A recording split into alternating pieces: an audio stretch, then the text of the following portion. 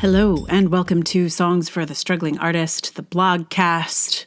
This is episode 281. Hi, my name is Emily Rainbow Davis, and I am glad you are listening. Today's blog is about gatekeeping. Everybody's favorite thing, it would seem. So we'll get to that in a minute. But first, I just wanted to give a special thank you to the 3 people who, according to Spotify, listen to this podcast more than they listen to any other podcast. And I am impressed, and I thank you. I don't know if that means it's on Spotify or just in general, because Spotify owns the company that delivers the podcast. So it could be just on Spotify or across the platforms. It's hard to tell from the, what did we call that? Data. They didn't really give me the data. They just said 3 people listen to your podcast more than any other podcast. And that is so cool. So thank you. If that's you. I don't know how I would know that about myself. So I don't, so let's just assume it's everybody, and thank you to everybody. That's pretty great. So today's blog, I don't know that it needs any real introduction aside from the title. It is called Inclusive Gatekeeping. The application form asked my age, so I answered the question and submitted my application. But after I did, I started to worry. Should I have skipped that question? Should I have submitted it to Honor Roll, the group of women playwrights over 40 that works to combat ageism and sexism in American theater? Had I just set myself up for being rejected by revealing that I am 48? The form asked. I answered, I'm not yet used to being vigilant on this topic. I tried to be attentive to ageism before it was relevant to me, but I wasn't prepared for it to come for me so soon, or at least before I had anything impressive under my belt. It was one of the first things I've submitted to in a long while, and the whole exercise sent me into a bit of a funk. In the year and a half that theater has been shut down, I've aged into ageism, and now all the doors that have been closed to me are extra closed. I read a book on creativity that suggested that the science says we are most creative in our first years with our art, and after that, it's just a steady downward trajectory. What is that ageist science nonsense? It's possible I was more creative in my youth. I'd say my songs were full of some naive innovations, but I am a much better writer now than I was in my 20s. And also, the American theater is not very keen on innovation, so it may be an asset if I have indeed lost creativity over the years. Anyway, this whole spiral was brought to you by the series of questions on the application that tend to happen around demographics and attempts to be more inclusive. I suspect this questionnaire asked my age not so they could be ageist at me, but so they could make sure to include some young playwrights. However, one does privilege the other. You want to get more young writers? You're discriminating against the old. Do you want to combat ageism and pull in the older writers? You're discriminating against the young. When we apply for things, we have no idea whether we are helping the organization discriminate against us or give us an extra boost. Somehow arts organizations think that they can solve their racist, sexist, ableist biases with tools like this. As my friend put it, right now, across the nation, arts administrators are sitting around tables trying to figure out how to do more inclusive gatekeeping. I have not been able to stop thinking about this phrase since he said it. Because that's the thing. American arts institutions are built on gatekeeping. They are spaces designed to keep people out. The velvet rope was invented in New York City by someone in the hospitality business, but arts institutions are the ones who've really taken the idea and run with it. Sometimes with literal velvet ropes, and sometimes internal ones. Having people in or out is the whole deal. The people who have salaries in the arts are not the artists, but the gatekeepers. As a culture, we clearly value keeping people out more than the actual art. But the gatekeepers have been challenged to shift the demographics of who they let get past the door of their clubs. Most of the clubs have been chock full of white guys with a handful of white women and some token people of color. But ultimately, after all these years of hanging out in those clubs are really white guy clubs. And mostly they're clubs full of white guys who went to Yale. And occasionally some other people who also went to Yale. They've congregated there for so long.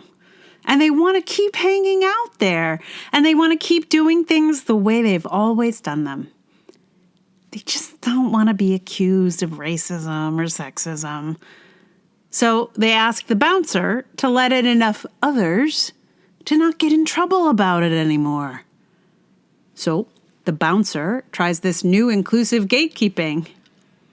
He's trying to keep the club the same way as it always was, but include enough of the right new faces to keep this club out of the news. Actually, they think they just need to approach this problem at the ground floor and make sure to send more diverse people to Yale so they can make their gatekeeping more inclusive, because you get in the club immediately that way. So they rename Yale Drama School after David Geffen, so he'll give a bunch of money to Yale so they can make it tuition-free in the hopes of making it more inclusive, and voila, problem solved, right? Must be. I can't wait for all these super inclusive shows that will tell us all about what it's like to have studied at Yale. Oh, the fresh perspective we're going to get. Oh, the extraordinary inclusivity that awaits us from all the different people who might have gotten into Yale.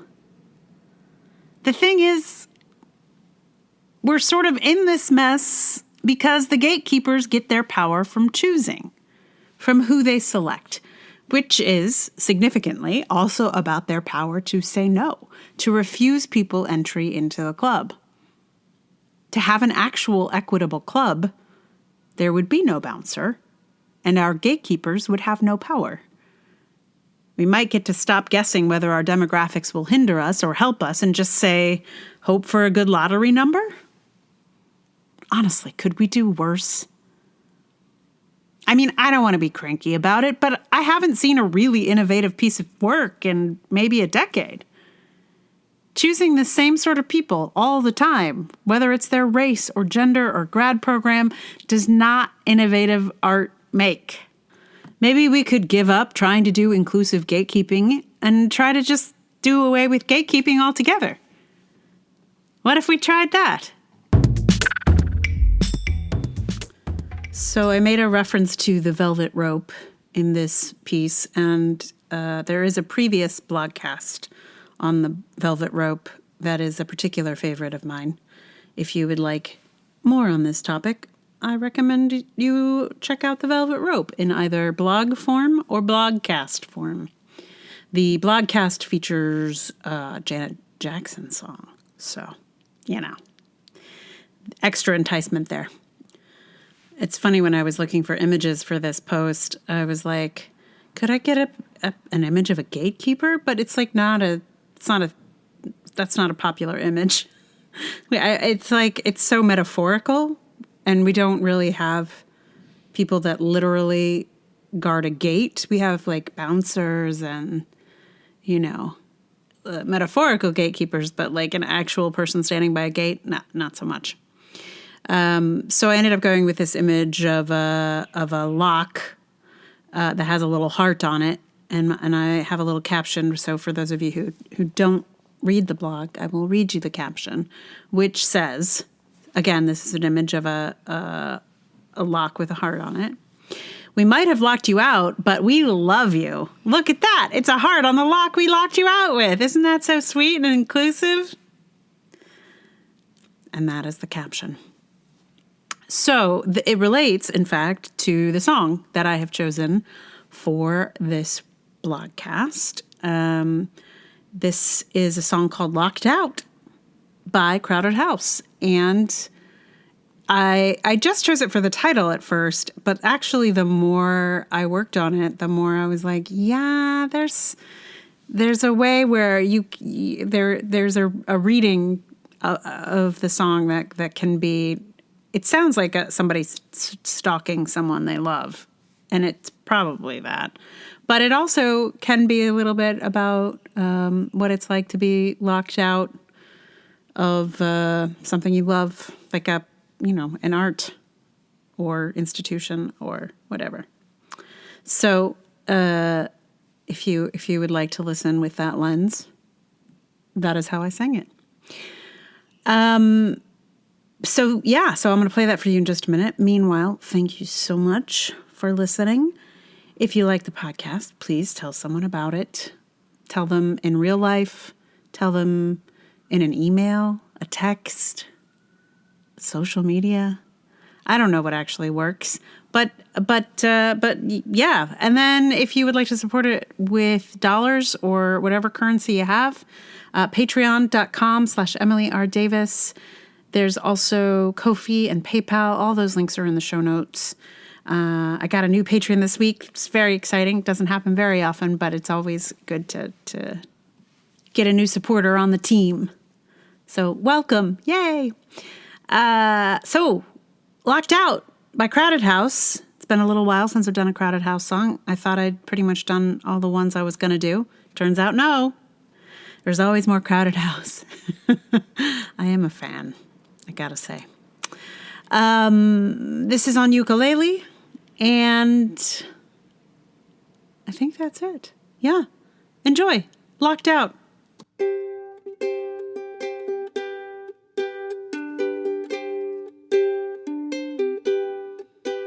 I've been locked out.